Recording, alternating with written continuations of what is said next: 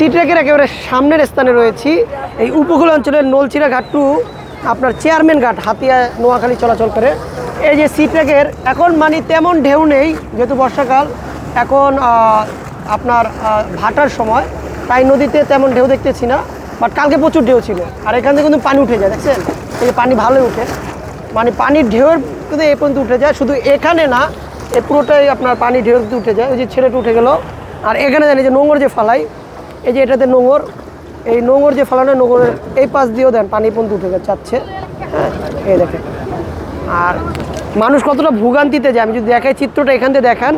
প্রতিনিয়ত এই উপকূলের মানুষ আপনার কর্মজীবিকার জন্য এক জেলা থেকে আরেক জেলা যাতায়াতের একমাত্র মাধ্যম হচ্ছে এই সি ট্র্যাক বা ব্রেকুজ ওয়ান বা স্পিড বোট বা কাঠের যে ফিশিং বোটগুলো দেখেন, সেটা মালবাহীও ট্রেনে থাকে, আবার যাত্রীদেরও ট্রেনে থাকে। তারা পরিপূর্ণ ঝুঁকিপূর্ণভাবে যাতায়াত করে থাকে। তো তারাই বারবার বলতেছে যে আমাদের ফেরি দরকার, ফেরি দরকার।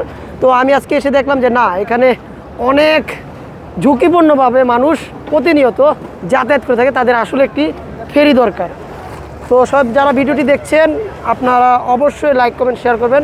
সবার থাকবেন। আসসালামু আলাইকুম।